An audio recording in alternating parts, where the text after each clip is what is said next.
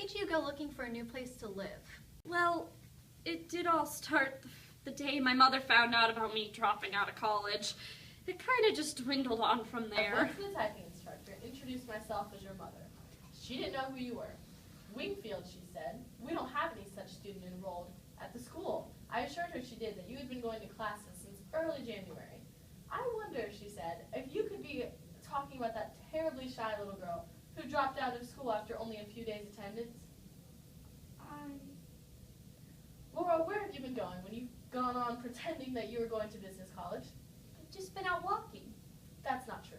It is. I just went walking. Walking? Walking? In winter? Deliberately courting pneumonia in that light coat? Where did you walk to, Laura? I went into the art museum and the birdhouses at the zoo. I visited the penguins every day. Sometimes I did without lunch and went to the movies.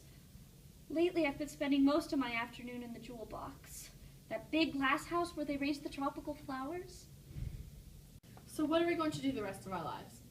Stay home and watch parades go by? Amuse ourselves with the Glass Menagerie? Darling, eternally play those worn-out phonograph records your father left us as a painful reminder of him? We won't have a business career. We've given that up because it gives us nervous indigestion.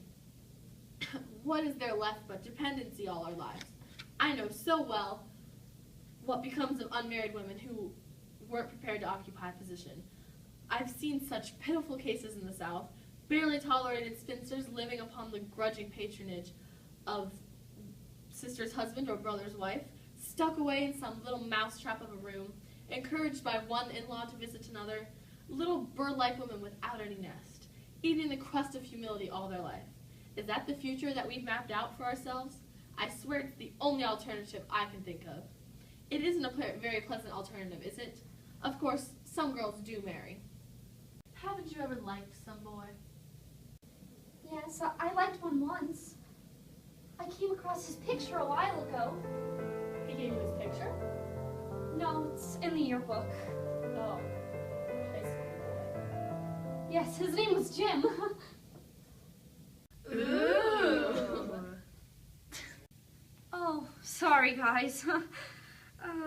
Anyways, my brother ended up bringing Jim to our house. You know, I have an idea. I've seen you before. I had that idea as soon as you opened the door. It seemed almost like I was about to remember your name, but the name that I started to call you wasn't a name.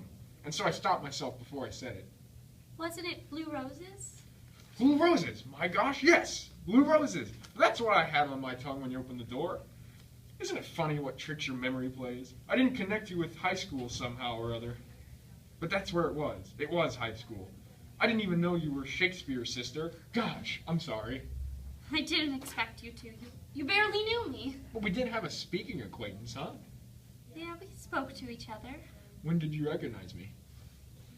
Right away. Soon as I came in the door.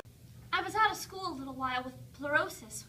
When I came back, you asked me what was wrong, and I said I had pleurosis. You thought I said Blue Roses. That's what you always called me after that. I hope you didn't mind. Oh, no, I liked it. You see, I wasn't acquainted with many people. As I remember, you sort of stuck by yourself. Never had much luck at making friends. I don't see why you shouldn't. Well, I started out badly. You mean being... Yes, it sort of stood between me and... You shouldn't have let it. I know, but it did, and You were shy with people. I tried not to be, but couldn't... Overcome it? No, I never could. I guess being shy is something you work out gradually. Yes, it is. Takes time. Yes. People aren't so dreadful when you know them. That's what you have to remember. And everyone has problems, not just you, but practically everybody has got some problems. You think of yourself as having the only problems, as being the only one who's disappointed. But just look around you and you'll see lots of people as disappointed as you are. For instance, I hoped I was going to high school, that I would be further along at this time 6 years later than I am. What have you done since high school? I said, what have you done since high school, Laura? I don't do anything much. Oh, please don't think that I sit around doing nothing. My glass collection takes a good deal of my time. Glass is something you have to take good care of. What did you say? About glass? Collection, I said I have one. You know what I judge to be the trouble with you?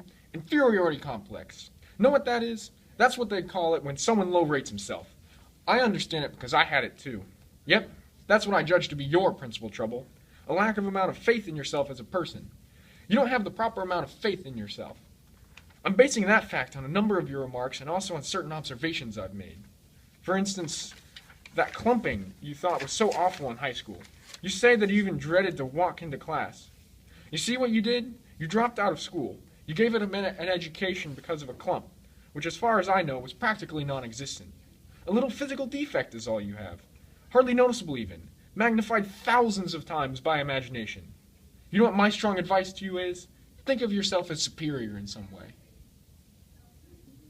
Oh, Isn't there something you take more interest in than anything else? well, I do, as I said, have my glass collection. I'm not right sure I know what you're talking about. What kind of glass is it? Little articles of it. They're ornaments mostly. Most of them are little animals made out of glass. The tiniest little animals in the world. Mother calls them a menagerie. Here's an example of one if you'd like to see it. This one is the oldest. It's nearly 13. Oh, be careful. If you breathe, it breaks. Ooh, I'd better not take it. I'm pretty clumsy with things. Go on. I trust you with him. There now. You're holding him gently. Hold him over the light. He loves the light. You see how the light shines through him? It sure does shine. I shouldn't be partial, but he's my favorite one. What kind of a thing is this supposed to be? Haven't you noticed the single horn on his forehead head? A unicorn, huh? Mm-hmm. Unicorns, aren't they extinct in the modern world? Yes, I know. Poor little fellow. He must feel sort of lonesome. Well, if he does, he doesn't complain about it. He stays on a shelf with some horses that don't have horns, and all of them seem to get along rather nicely. How do you know? I haven't heard any arguments among them. No argument, huh? Well, that's a pretty good sign. Where shall I set him? Put him on the table. They all like a change of scenery every once in a while. Well, well, well, well. Look how big my shadow is when I stretch. Oh, yes, it stretches across the ceiling. How about cutting the rug a little, Miss Wingfield? Oh, Or is your program filled up? Let me have a look at it. Why, every dance is taken. I'll just have to scratch some out. Ah, a waltz. I can't dance. Oh, there you go, that inferiority stuff. Come on, try. Oh, but I'd step on you. I'm not made of glass. How do we start? No? Okay. What do we do? I'm going to step on you. No, don't worry about it. No? Oh my gosh. Hold on a little. Seriously? What did we hit on? Table. Did something fall off, I think? Yes. I hope it wasn't the little glass horse with the horn. Yes. Is it broken? No, it's just like all the other horses. It's lost its... Horn. It doesn't matter. Maybe it's a blessing in disguise. You'll never forgive me. I bet that was your favorite piece of glass. I don't have favorites much. It's no tragedy, Freckles. Glass breaks so easily, no matter how careful you are. The traffic jars the shelves and things fall off them. Still, I'm awfully sorry that I was the cause. I'll just imagine he had an operation. The horn was removed to make him feel less freakish. Now he will feel more at home with the other horses, the ones that don't have horns.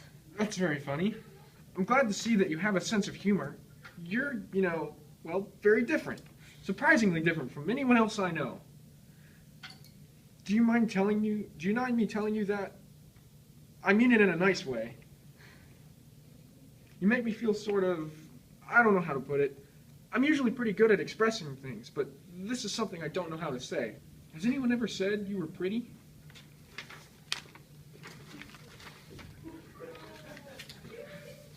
Well, you are, in a very different way than anyone else, and all the nicer because of the difference, too.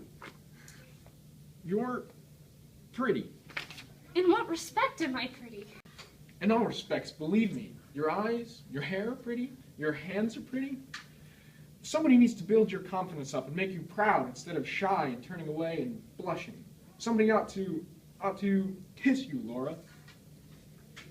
I couldn't have done that. That was way off the beam. I can't take down your number and say I'll phone. I can't call up next week and ask for a date. I thought I'd better explain the situation in case you misunderstood and hurt your feelings. You won't call again? No, Laura, I can't. As I was just explaining, I've got strings on me, Laura. I've been going steady. I go out all the time with a girl named Betty. She's a homegirl like you and Catholic and Irish. In a great many ways, we get along fine. I wish that you would say something. What are you doing that for? A souvenir. Well, no, I mean, I still have lines. I was just waiting for you to like Oh, pick it okay. up and, you know, hand Okay. it to me because I have to say you want me Okay. to have them, and if you're down Okay, there, I'll just be down here again. What did you just say? what are you doing that for? Wait, one sec.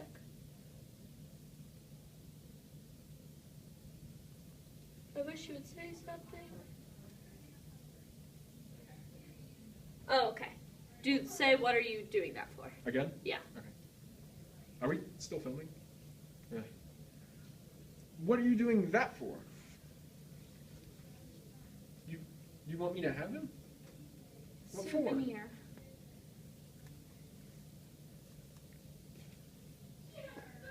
Never saw him again?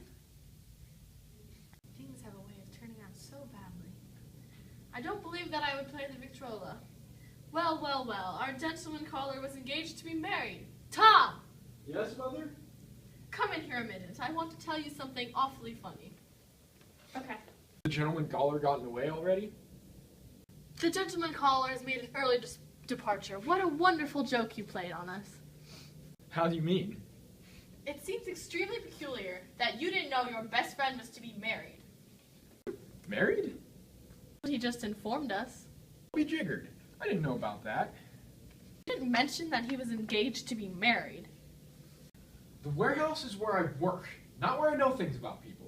You don't know things anywhere. You live in a dream. You manufacture illusions. Where are you going? Going to the movies. Right now you've had us make such fools of ourselves. The effort, the preparations, all the expense. The new floor lamp, the rugs, the clothes for Laura. All for what? To entertain some other girl's fiance? Go to the movies, go. Don't think about us, a mother, deserted, an unmarried sister who's crippled and has no job. Don't let anything interfere with your selfish pleasure. I just go, go, go. Go to the movies. All right, I will. The more you shout about my selfishness, the quicker I'll go. And I won't go to the movies. Go then. Then go to the moon, you selfish dreamer. That's beautiful. So, when can I move in?